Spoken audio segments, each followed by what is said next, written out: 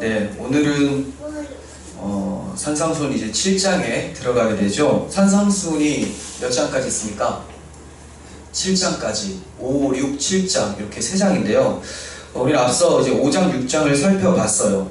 그런데 7장에 들어가기 앞서서 지금까지 산상수훈이 어떤 식으로 진행되었고 전체적 문맥, 핵심이 무엇인지를 놓쳐서는 안 되는 거죠. 산상수훈을 처음 할 때도 말씀을 드렸지만 이제 마지막 장 7장을 보기 전에 이 문맥을 다시 한번 좀 점검하고 7장으로 들어갔으면 좋겠습니다. 이렇게 점검하는 이유는 우리가 오랫동안 강의를 하다 보면 이 본문에만 집중하는 경우가 있다는 거죠. 근데 전체 문맥에서 왜 주님이 이런 말씀을 하셨는지를 파악하지 못하면 저자의 의도, 주님의 의도를 파악하지 못하고 잘못된 신앙생활을 할 수가 있기 때문에 그렇습니다. 그래서 마태복음 산상수훈 전체 핵심을 좀 살펴보고자 합니다. 마태복음의 전체 핵심은 뭘까요? 몇 번 말씀을 드렸지만 함께 하심이에요. 함께 하심. 그래서 1장에서 예수님이 태어나시는 내용이 나오는데 거기 예수님의 이름을 임마누엘이라고 하죠. 임마누엘, 하나님이 너희와 함께 계시다. 하나님이 함께 계시다라는 뜻입니다. 임마누엘. 그리고 예수님께서 십자가에 죽으시고 부활하시고 승천하시기 전에 제자들을 만나시고 28장 마지막에서 보리라 볼지어다 내가 너희와 항상 함께 있을 것이다 라고 말씀하시는 거죠. 그러니까 함께 하심, 이 함께 하심이 마태복음 핵심이라는 거예요. 그러니까 주님께서 오셔서 이루어내시는 일이 무엇입니까? 죄로 인해서 하나님과 원수가 되어서 단독적으로 살아가고 있었던 자들, 이들 가운데 주님께서 이들의 죄를 감당하시고 십자가에서 다 사하심으로 하나님과 화평하게 만들어서 하나님과 늘 함께 할 수 있도록 만들어내신다는 내용이에요. 이 함께 하심을 마태복음의 기자 마태는 다른 말로 천국, 하나님 나라라고도 표현을 해요. 천국. 왜 그렇습니까? 천국은 하나님이 왕이고 통치권자고 그 안에 사는 백성이 바로 교회죠. 그래서 하나님과 원수된 자들을 어떻게 하나님의 백성으로 만들어서 하나님과 함께 살 수 있게 만드는가? 이것은 다른 말로 천국을 어떻게 이루시는가? 이에 대한 내용이 마태복음 전체의 내용이라는 거예요. 그리고 이제 산상수훈이 마태복음의 핵심이고 축소판이라고 할 수가 있어요. 축소판.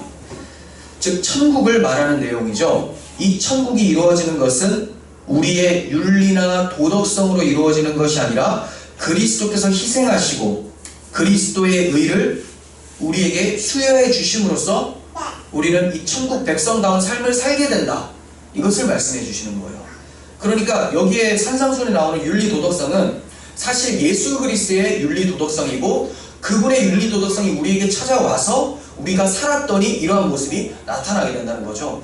그러니까 그리스도를 통하지 않고는 내가 이것을 보고 이러한 윤리 도덕성을 지켜서 하나님 백성이 되보겠다라고 하는 간디와 같은 사람들은 절대로 하나님 나라에 들어갈 수 없다는 것을 말씀합니다.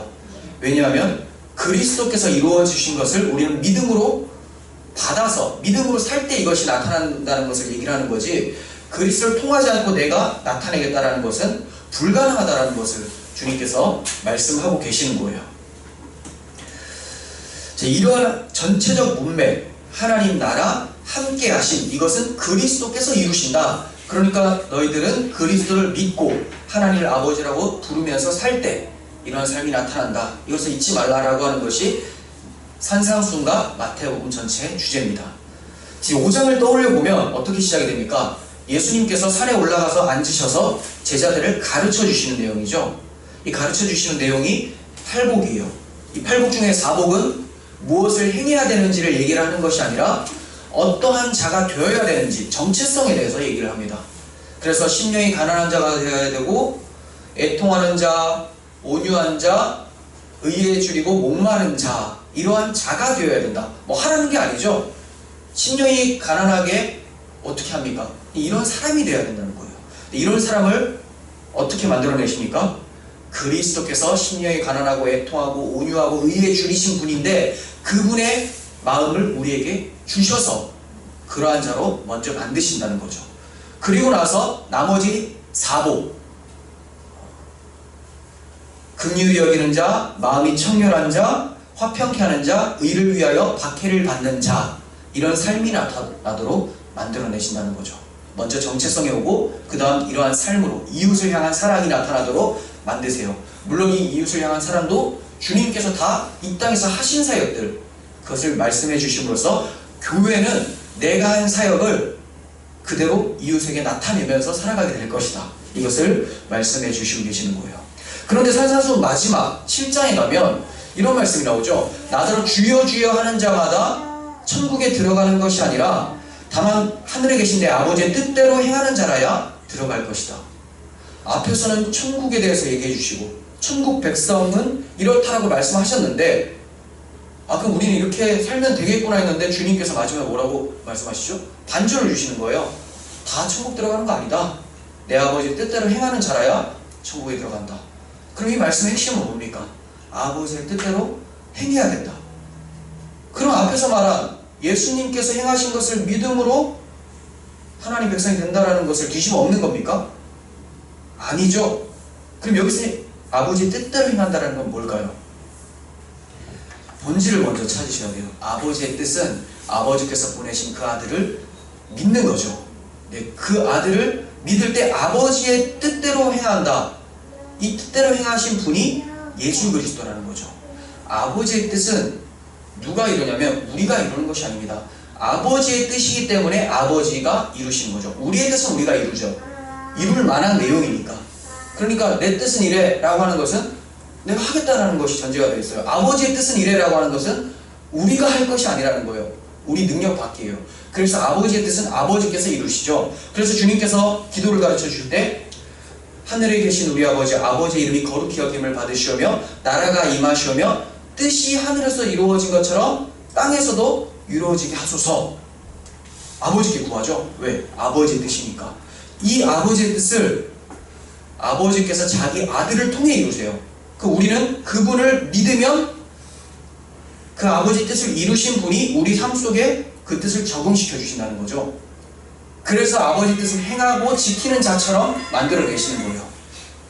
그러니까 주여 주여 하는 자마다 다 천국에 들어가는 것이 아니라 아버지의 뜻대로 행하는 자라는 것은 예수 그리스도를 믿고 입으로만 주여 주여 하지 않고 정말 예수님의 삶을 살아가게 되는 사람들, 이 사람들을 하나님께서 천국으로 보내신다는 것을 말씀하는 거예요.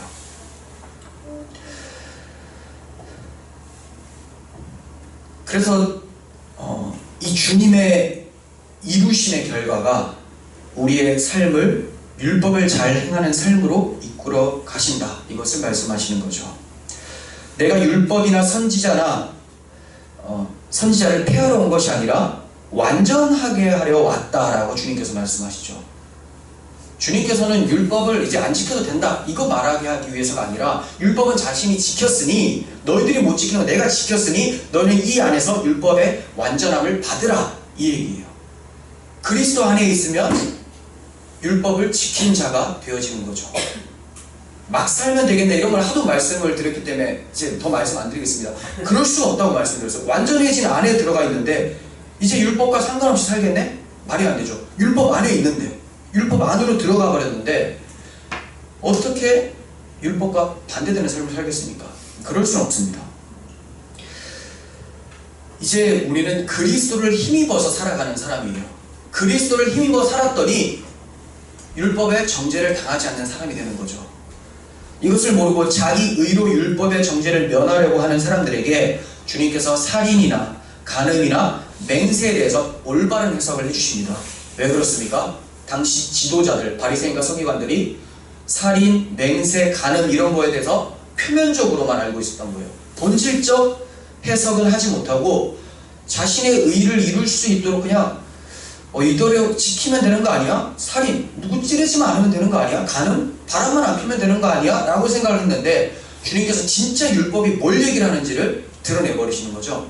드러내시니까 율법을 잘 지키고 있다고 생각했었던 사람들이 다 율법의 정죄를 받아버리는 거예요. 상당히 불편해지는 거죠. 자, 그래서 6장으로 넘어가면서 주님께서는 구제나 기도나 금식에 대해서도 바르게 해주세요. 왜냐하면 이들의 신앙이 외식하는 신앙이었기 때문에 그렇죠. 외식, 사람에게 보이려고. 하지만 구제나 금식, 기도는 사람에게 보이려고 하는 것이 아니라 하나님 앞에서 행해져야 된다는 것을 가르쳐 주시고 계시는 거예요. 그리고 이제 한 사람이 두 주인을 섬기지 못할 것이다 라고 또 말씀하십니다. 여기서 얼핏 보면 하나님과 재물을 섬길 수 없다고 하니까 하나님 외에 다른 주인이 재물처럼 보여요. 하지만 우리는 말씀을 드렸죠. 이 재물은 결국 세상을 통치하는 사탄을 섬기는 것, 그리고 이 사탄을 추종하는 나 자신 숭배라고 말씀드렸습니다. 그러니까 하나님과 재물을 섬길 수 없다는 이 두 주인은 결국은 하나님이냐 나냐 라고 하는 문제의 얘기라고 말씀드렸습니다. 그런 후에 본문인 7장으로 넘어가게 되는 거예요. 7장에는 그날에, 그때에 라고 하는 단어들이 종종 등장합니다. 그날에, 그때에, 이게 뭘까요? 주님께서 재림하셔서 심판하시는 날을 얘기하는 거죠. 그날, 그때. 그날에 비판받지 아니하려거든 너희가 비판해서는 안 된다 라고 말씀하시는 부분이 첫 번째 단락이에요. 오늘 하실 본문이죠. 그리고 그날을 얘기하기 위해서 우리가 무엇을 구하고 찾고 두드려야 되는지를 두 번째 단락에서 말씀하십니다. 여러분들이 그날을 얘기하기 위해서 무엇을 구하고 찾고 두드려야 되는지, 이 땅에서 뭐에 대해서 열심을 나타내야 되는지를 설명하는 것이 두 번째 단락. 또 세 번째 단락에서는 그날의 영생을 얻을 것인지 멸망을 하게 될 것인지는 여러분들의 선택에 달려있다는 것, 무엇을 선택하느냐에 따라 달라진다, 이것을 말씀하는 것이 세 번째 단락이에요. 그래서 예시로 드시는 것이 두 문이 나옵니다. 좁은 문, 넓은 문이 있죠.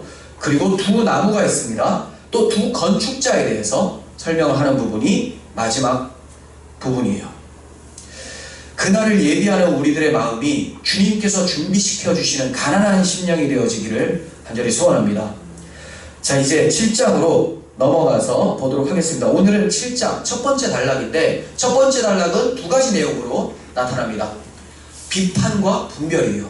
비판은 오늘 본문 1절부터 5절까지고 6절은 분별입니다. 비판과 분별은 비슷하게도 쓰이지만 좀 다릅니다. 비판은 나를 위해서 하는 것, 분별은 하나님을 위해서 하는 것이라고만 일단 아시고 오늘은 비판 부분을 살펴보도록 하겠습니다. 1절 보시면 비판을 받지 아니하려거든 비판하지 말라라고 합니다. 비판을 받지 아니하려거든 비판하지 말라. 주님께서는 제자들에게 비판하지 말라고 일단 시작을 하시는데, 왜 비판하지 말아야 되는가, 이런 거는 일단 접어두세요. 분명히 여기서 비판받지 아니하려거든 이라고 했지만 일단 접어두시라는 거죠. 왜? 주님께서 비판하지 말라고 하면 안 하면 되는 거예요. 주님이 법이기 때문에. 그래서 주님께서 하지 말라고 하면 안 하면 되는데 비판을 안 할 수가 있습니까? 비판은 우리의 낙이거든요. 그렇잖아요. 비판 없이 살 수 있습니까? 생각해보세요. 여러분들 교회까지 오시는데 몇 번 비판하셨습니까? 혼자만 있으면 비판이 좀 덜해요. 왜냐하면 내가 비판할 때 아무도 들어주지 않으니까. 들어주는 사람이 있으면 비판이 조금 더 심해집니다.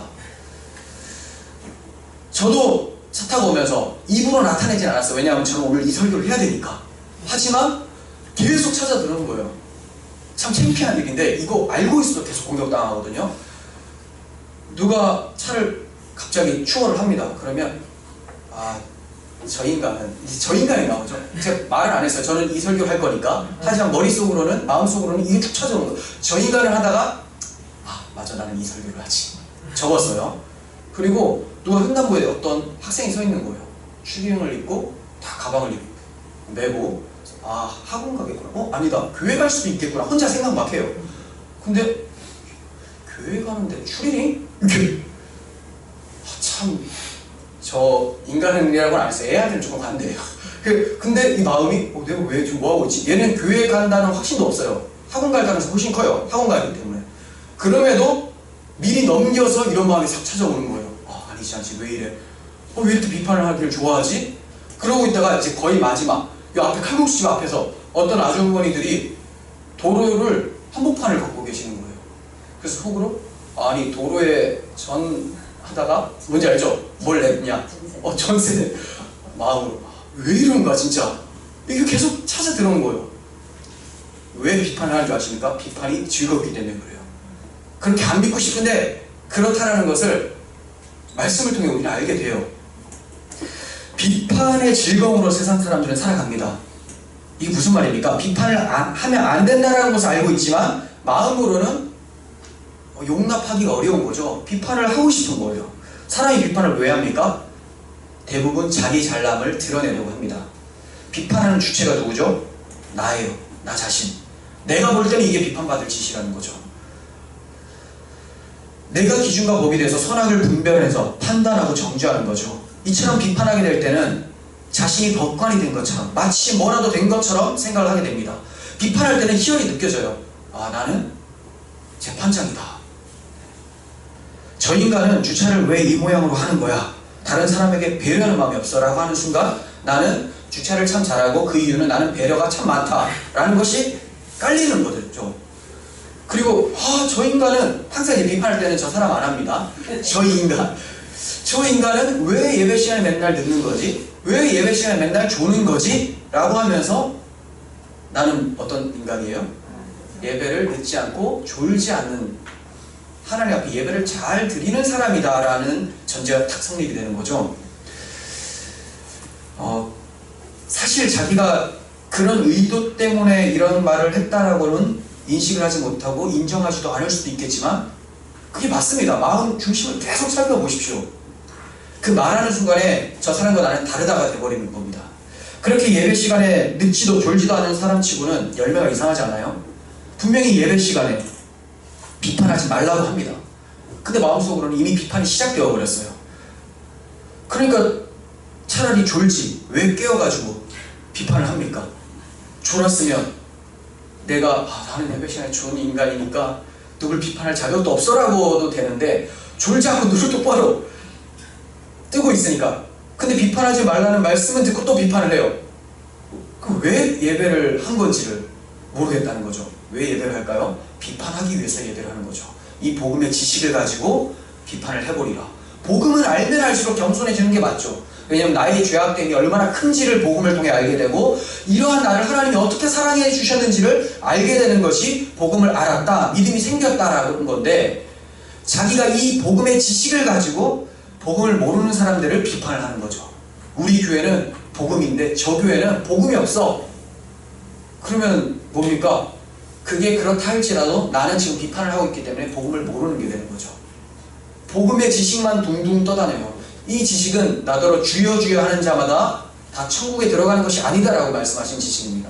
내 뜻대로 행하는 것은 아버지를 믿는, 아들을 믿는 믿음이죠. 복음이 가슴에 심겨진 사람들은 이런 소리 안 하게 된다는 거예요. 오히려 자신을 보게 돼요. 그러니까 우리가 하나님 앞에 마음을 겸손하게 내어놓고 복음을 듣지 않으면 얼마든지 이 복음조차도 나의 의를 위해 비판하는 데 쓸 수 있다는 것을 아셔야 된다는 거예요.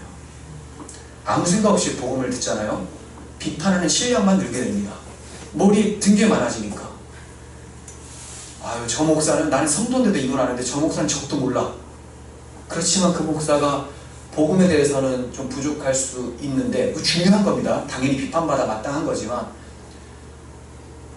지식이 부족해서, 물론 목사가 지식이 부족하다는 것 자체가 좀 문제가 안 되지만 지식이 부족하지만 그 가지고 있는 지식으로 최선을 다해 하나님을 섬길 수도 있다는 것을 아셔야 된다는 거예요.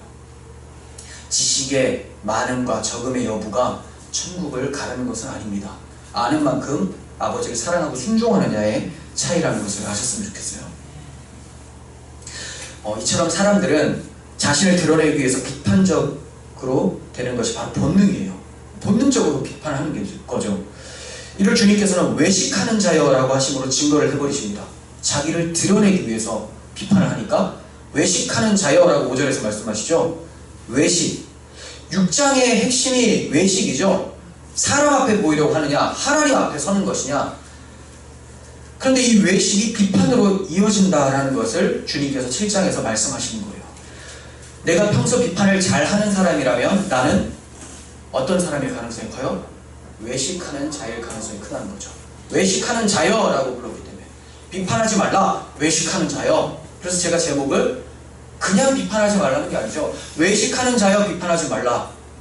너 신앙 한번 돌아봐라. 너 사람들에게 보이려고 하는 거 아니냐. 이것을 의도해서 제목을 지었는데 여러분들 그렇게 느끼실지는 모르겠습니다. 외식하는 자가 어디 있나 또 찾아보시는 거 아닌가 모르겠어요. 사람에게 보이려는 마음을 하나님 앞에 자신을 돌아보지 보는 마음으로 바꾸지 않는다면 그날에 그때에 내가 너희를 도무지 알지 못하노니 내게서 떠나가라 라는 하나님의 책망을 들을 수밖에 없습니다. 여러분, 외식이라는 병을 심각하게 생각하셔야 돼요. 외식, 사람들에게 보이려고 하는 것, 나를 드러내려고 하는 것, 이게 심각한 병이에요. 이 세상 병으로 따지면 불치병, 절대로 나을 수 없는 병과 비등비등하다는 거죠. 이 암과 같아요. 바로 걸렸을 때는 바로 느껴지진 않아요. 외식하는 사람들이 바로 눈치챕니까? 아니죠. 근데 계속 지내다 보니까 이게 이제 만성이 돼요. 그리고 외식이 누구에게든지 다 보일 정도로 너무 심해지게 되는 거죠. 너무 늦어버렸어요. 영혼의 의사이신 예수 그리스도를 찾아가서 회개를 해야 되는데 그 기회를 놓쳐버리게 만드는 것이 외식이라는 병이라는 거예요. 영혼의 병. 회개할 기회를 얻지 못하고 외식, 암, 말기 판정을 받고 영원한 죽음에 이르게 될 수 있습니다. 이것을 2절을 통해서 주님께서 말씀하세요. 너희가 비판하는 그 비판으로 너희가 비판을 받을 것이요 너희가 헤아리는 그 헤아림으로 너희가 헤아림을 받을 것이니라. 누구에게 그 비판으로 비판을 받게 된다는 말씀입니까? 1차적으로는 사람에게. 여러분들이 비판을 많이 하잖아요.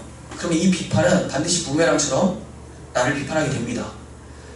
제일 재밌는 게 정치인들이 서로 막 비판을 하는데 이쪽 당이 저쪽 당을 비판을 해요. 근데 그 비판한 것을 또 다시 그 당이 얻어맞죠. 계속 돌고 돌아요. 결국은 우리 다 썩었다라는 것을 막 드러내는 그런 연습인 것 같아요. 그런데 이것이 우리들에게 있다는 거예요. 여러분들이 막 비판을 합니다. 그런데 한 몇 달도 아니죠. 며칠 지나서 누가 당신도 이렇잖아요 라고 하면 나는 좀 달라. 나는 상황이 이렇잖아 라고 말도 안 되는 변명을 하죠. 자기가 법관이 되었기 때문에 자기는 쏙 빠지는 거예요. 왜? 법관은 퓨어해야 되거든요. 자기는 깨끗해야 되기 때문에 자기는 법관이고 나한테 그런 거 적용하는 거 아니야. 잘못했어. 저 사람에게만 적용해야 된다. 이 정치인들의 모습이 우리들에게도, 그러니까 정치 욕할 것이 아니라 우리도 정치적이라는 거죠. 굉장히 되게 웃기잖아요. 정치는 발을정에 다스릴 진짜잖아요. 근데 다 바르게 다스린다는데 썩었어요. 나도 그러한 모습이 나타나고 있다는 것을 아셔야 되죠. 하지만 이렇게 비판을 하면서도 본인은 굉장히 도덕성, 윤리성이 탁월한 사람들이 있을 수도 있습니다. 이 사람들은 비판을 잘 안 당하겠죠. 빈틈이 없어 보이니까. 하지만 그렇다고 해서 비판이 가능한 건 아니에요. 비판을 해서 되는 건 아닙니다. 왜냐하면 우리들 모든 사람들이 서게 될 법정은 세상 법정이 아니에요. 하나님의 법정 앞에 서게 돼요. 사람의 눈을 속일 수 있을지 몰라도 하나님의 눈을 속일 수가 없죠. 하나님의 심판대 앞에서 하나님의 잣대로 평가를 받았을 때 그 사람도 그 비판한 것 때문에 비판을 받게 될 것이라고 말씀하십니다. 야고보서 2장 13절 긍휼을 행하지 아니하는 자에게는 긍휼 없는 심판이 있으리라. 긍휼은 심판을 이기고 자랑하느니라. 긍휼이 뭡니까? 잘못을 보고도 불쌍히 여김으로 덮어주는 거죠.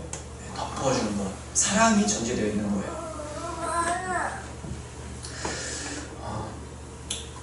물론 우리들의 긍휼은, 이건 하나님의 긍휼을 얘기를 하는 거예요. 우리들의 긍휼은 사랑이 아닙니다. 굉장히 야비한 그런 마음을 가지고 있는 게 긍휼이 여김으로써 기뻐해요. 왜? 나는 이 사람과 다르다. 그죠? 지나가다가 불우한 이웃들을 돕습니다. 굉장히 뿌듯해요. 왜 뿌듯해요? 사랑을 행해서 뿌듯한 게 아니라 난 저 사람과 같지 않음을 감사합니다. 이따가 살펴볼 텐데 누구 기도죠? 바리새인 기도를 그대로 하고 있는 거예요. 보통 감사의 제목들이 뭡니까? 저 집사님은 암에 걸렸지만 나는 건강해서 참 감사합니다. 너무 이건 노골적이잖아요. 이렇게까지 안 하겠죠. 저 많은 예수 믿는 사람들도 어려움이 있는데 저에게는 큰 어려움이 없어서 감사합니다. 뭐예요? 저 사람보다 내가 죄가 덜해서 나는 지금 하나님의 혜택을 받고 있다라고 생각하는 거죠. 얼마나 악합니까? 긍휼이 아니에요. 긍휼이 여기는 것처럼 하면서 자기 일을 드러내고 있어요. 하나님의 긍휼은 이런 게 안 하는 게 아니에요. 하나님의 긍휼은 그리스도의 긍휼이에요. 그리스도께서는 정말 우리보다 월등히 뛰어나셨는데 본인을 내어주십니다. 자기 희생이 있는 긍휼이에요. 그냥 말로만. 그리고 내가 해놓고 그 가치를 챙기는 거 이런 게 아니라 아예 다 내어주시죠. 하늘 보좌에 앉으신 분이 종의 형체를 가지고 오신 그 긍휼, 그 긍휼을 행하지 않으면 우리는 하나님 앞에 심판을 받게 된다는 거예요. 그럼 그 긍휼을 행하려면 어떻게 해야 됩니까? 긍휼을 가지신 그리스도 안으로 들어가셔야 되죠. 그 마음을 달라고 기도하셔야 된다는 거예요. 너희가 헤아리는 그 헤아림으로 헤아림을 받는다. 누구의 헤아림이요? 그리스도께서 우리를 위해 헤아려 주신 그 마음으로 우리가 헤아림을 받게 되는 것이지, 나의 헤아림, 나의 긍휼 이런 거는 어차피 나의 의를 세우기 위해서 사용되어지기 때문에 하나님의 심판을 받게 된다는 것을 기억하시기 바랍니다. 비판을 사람들은 낙으로 삼고 있습니다. 비판하는 자신의 죄는 보지 못하고 그걸 낙으로 여기고 있는 거죠. 그래서 주님께서 3절을 통해서 너 자신을 돌아보라 라고 하는 거예요. 소크라테스가 너 자신을 알라라고 한 것처럼 마치 비슷한 말씀이 있지만 완전히 다른 거예요. 그건 인본주의적으로 너 자신을 알라, 너 알고 다른 사람 욕하지 말라 이거고, 여기는 하나님 앞에서 너 자신을 알라는 거죠. 3절 보십시오. 어찌하여 형제의 눈 속에 있는 티는 보고 내 눈 속에 있는 들보는 깨닫지 못하느냐. 보라, 내 눈 속에 들보가 있는데 어찌하여 형제에게 말하기를 나로 내 눈 속에 있는 티를 빼게 하라. 참 열심히 있죠. 티를 빼주겠다. 야, 내가 빼줄게. 이렇게 얘기하는 거예요. 외식하는 자요. 결국 그렇게 열심을 냈는데 주님이 하신 말은 외식하는 자요, 먼저 내 눈 속에 있는 들보를 빼라. 그 후에 밝히 보고 형제 눈 속에 티를 빼리라 라고 합니다. 들보가 뭡니까? 들보, 대들보는 이제 기둥이죠. 기둥. 그리고 옆에 조그만 기둥들이 또 세워지죠. 뭐 조그마다고 하지만 사람만해요. 그죠? 쫙쫙쫙 세워놓는 그 기둥. 그 기둥이 눈에 들어간다. 눈 터지겠죠. 일단 못 들어가요. 이렇게 조그만 꼬챙이도 못 들어가는데, 나무젓가락도 못 들어가는데 일단 들어간다. 꽉 찼다는 거예요. 꽉 찼다. 근데 여기 티는 뭡니까? 티는 이제 나무할 때 일어나는 톱밥 같은 거거든요. 조그만 거. 예수님이 목수셨으니까 이걸 더 비유를 적나라하게 하신 것 같아요. 그 눈에 티가 딱 보이는 거예요. 요 조그만 톱밥이 들어갔어요. 야, 내가 빼줄게라고 하는데 주님이, 야, 네 눈에는 이 톱밥이 아니라 톱밥의 원형 들보가 들어가 있다. 이 들보부터 빼라 라고 하시는 거죠. 자기 허물과 죄가 얼마나 큰지에 대해서 모르고 남이 조그만 잘못만 있으면 이 사람들의 특징이 뭡니까? 자기가 들보가 있기 때문에, 티의 원형이 있기 때문에 그런 걸 잘 발견한다는 거죠. 비판을 잘하는 사람은 들보가 많기 때문에 톱밥을 잘 보신다라고 생각을 하시면 되는 것이죠. 바리새인들이 이런 들보로 가득 있었습니다. 하지만 자신들의 들보를 알아보지 못합니다. 들보가 들어간 지 너무 오래되다 보니까 이게 자기 눈인 줄을 착각하는 거예요.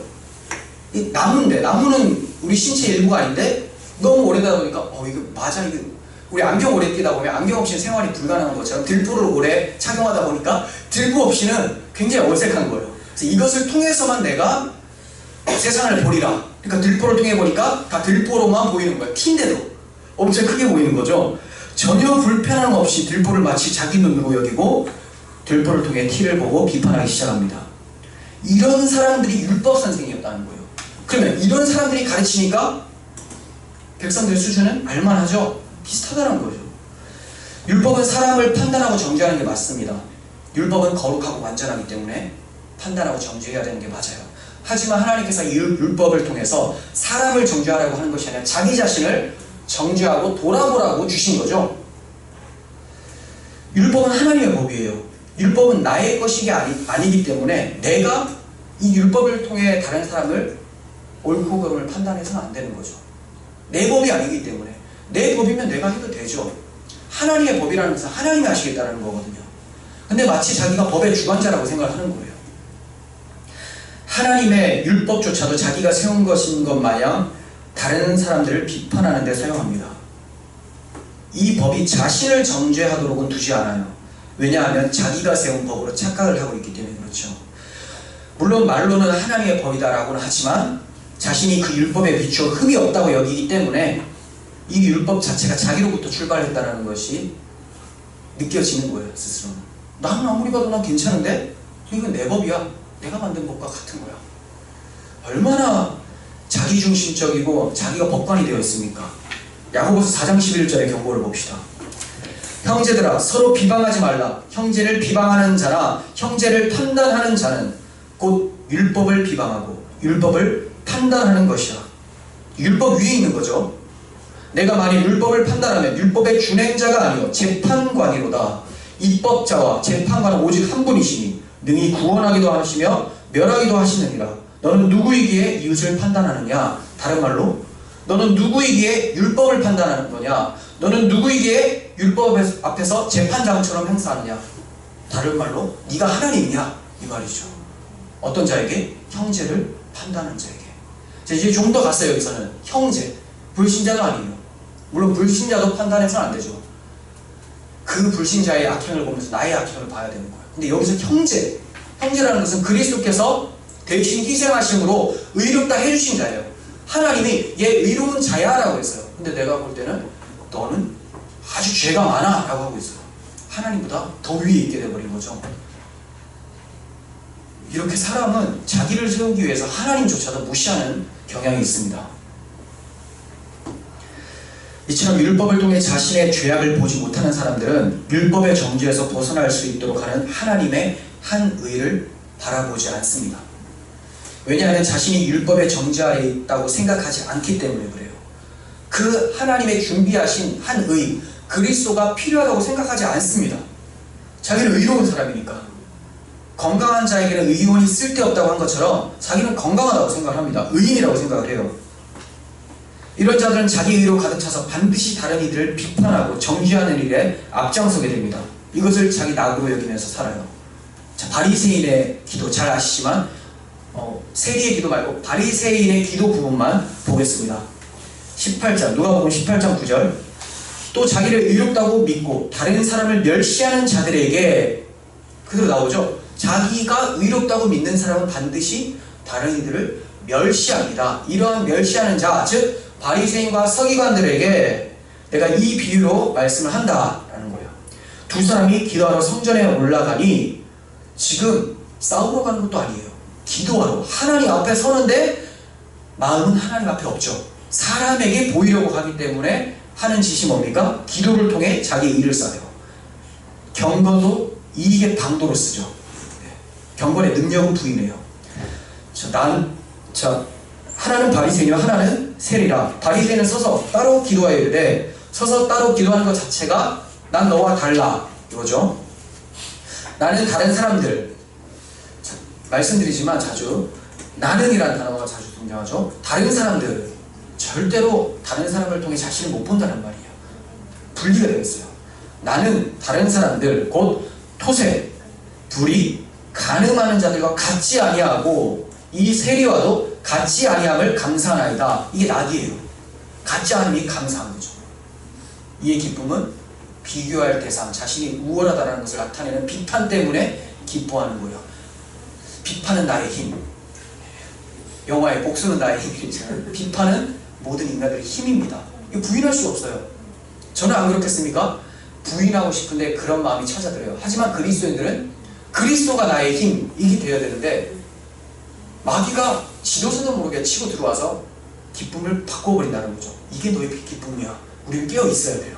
바리새인과 같이 되지 않으려면. 그러면서 바리새인이 뭐라고 기도합니까? 나는 또 나는이에요. 나가 많으면 불신자라는 증거죠.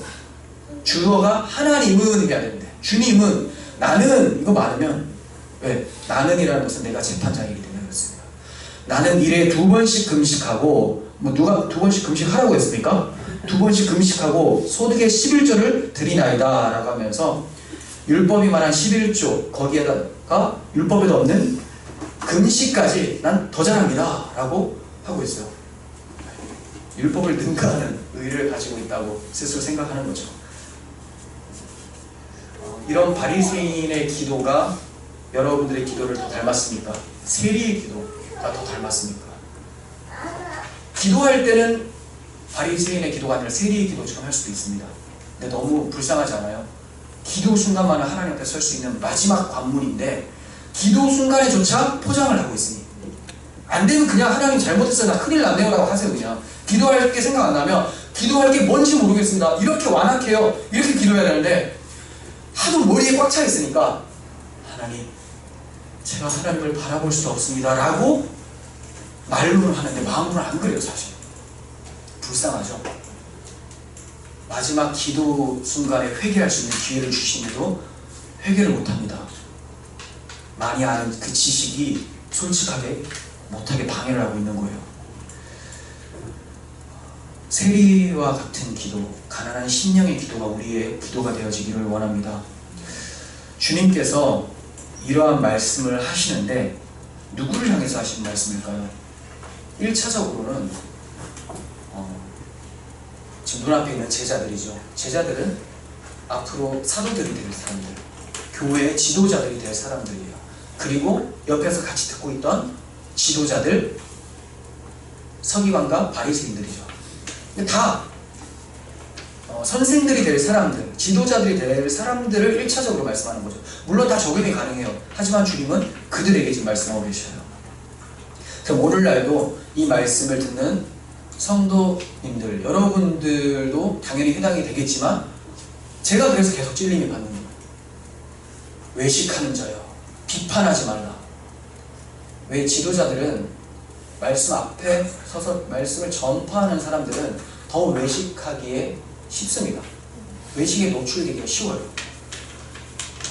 남들은 말씀을 묵상하고 말씀을 가르치는 자니까 좀 더 다를 거다라는 생각을 하죠. 그런 기대에 부응하기 위해서 정말 말씀 앞으로 사는 것이 아니라 그런 것처럼 포장하는 경우가 허다하다는 거죠. 여러분들이 저를 위해서 기도를 해주셔야 돼요. 제가 겉과 속이 다르게 포장만 하고 말씀은 제대로 전한다면 저의 영혼은 또 뭐가 됩니까? 여러분은 다 천국에서 만나는데 저는 못 만나면 불쌍하게 보실 겁니까? 보셔야죠. 그러니까 이런 유혹에 노출되지 않도록 여러분들 기도를 해주시고 또 다 적용이 됩니다. 모든 사람이 다 가르치는 입장에 서고 싶어요. 참 성경에서는 그렇게 되기를 주저하라고 하는데, 선생 되려고 하는 것을 주저하라고 하는데 또 그걸 원합니다. 유혹이 그렇게 많고 책임이 그렇게 따른다는 것을 생각 못하고 사람에게 보이려고 하기 때문에 이거 되면 칭찬을 할까 또 그걸 되기를 원해요. 여러분들이 그 되기를 원하는 것 자체도 문제가 있고 또 모든 사람들은 외식이라는 것이 주 양식을 삼고 있기 때문에 이것을 조심하시라는 거예요. 서로를 위해서도 기도를 해주셔야지 이런 부분에서 이겨낼 수가 있겠죠. 그래서 주님의 말씀을 들으면 너는 먼저 네 눈속에서 들보를 빼라. 그 후에 밝히 보고 형제들, 성도들의 눈속에서 티를 빼라 라는 말씀을 계속 가슴에 새겨야 되겠죠. 여러분들을 책망하기 전에 저를 돌아보도록 하겠습니다. 여러분들도 저를 책망하기 전에 여러분들을 돌아보시기를 바랍니다. 제가 막 이 말 하니까 조금 이유가 있어 보이네요. 그렇지 않고 그럼 이런 질문을 할 수 있을 것 같아요. 아니 그럼 비판은 절대 하면 안 되는 건가요? 성경에서 판단하고 비판하는 내용도 꽤 있지 않습니까? 있습니다. 잘 분별하고 판단하고 하라. 있어요. 무조건 판단해서 안 되고 무조건 비판해서 안 된다는 말이 아니에요. 분명 주님은 형제의 티를 용인하시는 게 아니라는 것을 아셔야 돼요. 네 들보를 빼고 형제의 티도 빼라라고 했어요. 이것도 문제가 있는 거 맞다고 주님께서 지적을 하시는 거죠. 그럼 문제는 뭐예요? 초점이 뭐예요? 초점을 잘 아셔야 돼요. 비판하는 행동 자체가 문제가 아니라 비판하는 마음의 중심을 말씀하시는 거예요. 중심에 초점을 두시는 거죠. 만일 형제를 사랑하기 때문에 하나님의 영광을 위해서, 교회를 위해서 성경적 기준을 가지고 비판하는 것은 올바른 비판이에요. 그런데 대부분 비판할 때는 나를 위해서, 자기 의를 위해서 또 자기 기준으로 비판을 하게 되죠. 이런 거 피하라는 거예요. 만약 누군가 복음을 왜곡하거나 교회의 덕을 해치고 있다면 권면과 비판을 해야 됩니다. 그래서 교회의 권징이라는 것이 있죠. 하지만 본문에서 말씀하시는 비판은 자기 의를 드러내기 위한 비판이기 때문에 이것은 금해야 되는 거예요. 로마서 2장 1절 봅니다. 그러므로 남을 판단하는 사람아, 누구를 막론하고 내가 핑계하지 못할 것을, 남을 판단하는 것으로 내가 너를 정죄함이니 판단은 내가 같은 일을 행함이니라. 이런 일을 행하는 자에게 하나님의 심판이 진리대로 되는 줄 우리가 아노라. 이러한 일을 행하는 자를 판단하고도 같은 일을 행하는 사람아, 내가 하나님의 심판을 피할 줄로 생각하느냐? 혹 내가 하나님의 인자하심이 너를 인도하여 회개하게 하심을 알지 못하여 그의 인자하심과 용납하심과 길이 참으심의 풍성함을 멸시하느냐? 끝까지 회개하지 않는다는 거죠. 다만 내 고집과 회개치 아니한 마음을 따라 진노의 날, 곧 하나님의 의로우신 심판이 나타나는 그날에 임할 진노를 내게 쌓는도다. 판단하는 사람은 자신을 정죄하는 거예요. 결국 그날 그때에 하나님의 진노를 쌓는 연습을 계속하게 된다는 거죠. 비판하는 마음을 바꾸내시기 바랍니다. 그렇게 하기 위해서는 내가 어떤 자인지 율법을 통해 비추어 보시고 그리스도께서 우리를 위해 자기 피를 흘리신 것을 생각하십시오. 그럴 때 비판하기 전에 그리스도를 십자가에 못 박은 나를 먼저 비판하게 될 것입니다. 그리고 그 사랑에 감사하며 하나님을 찬양하게 될 거예요. 왜 사람들이 비판하고 외식합니까? 가난한 심령, 애통하는 마음, 의에 줄이고 목마름이 없기 때문에 그렇습니다. 왜 그런 것이 없습니까? 율법으로 죄를 깨달으라고 했는데 죄는 깨닫지 않고 율법으로 남을 비판하고 있으니까. 오히려 부자 청년처럼 율법은 내가 어려서부터 다 잘 지켰습니다, 이런 얘기를 하고 있는 거죠. 하지만 하나님의 눈, 영적 MRI로 촬영을 해보면 새카만 거예요. 남을 정죄하는 사람아, 너 자신을 정죄하는 줄 알지 못하느냐? 라고 하는 것이죠. 우리는 비판하는 죄악에 대해서 그칠 수 있는 능력이 우리 자신에게 없습니다. 오직 예수님만이 우리를 비판하실 수 있는데도 비판하지 않으시고 우리를 헤아리셔서 하나님의 헤아림을 받도록 도와주셨어요. 그분을 믿고 의지하는 수밖에 없다는 거예요. 그분의 마음이 우리에게 들어왔을 때 사람들을 비판하지 않고 헤아리며 그 헤아림으로 하나님의 헤아림을 받을 수 있게 될 것입니다. 이렇게 그리스도를 굳게 의지하는 자들은 더 이상 비판하지 않고 오라 나는 곤고한 사람이로다, 내가 죄인 중에 괴수입니다 라고 고백하면서 하나님을 더욱더 사모하며 간절히 찾게 될 것입니다. 이러한 은혜가 우리 가운데 있기를 간절히 소원합니다. 기도하겠습니다. 늘 사랑과 은혜가 풍성하신 하나님, 우리가 마음과 입술에 비판이 없이는 살 수가 없을 정도로 비판에 노출되어 있습니다.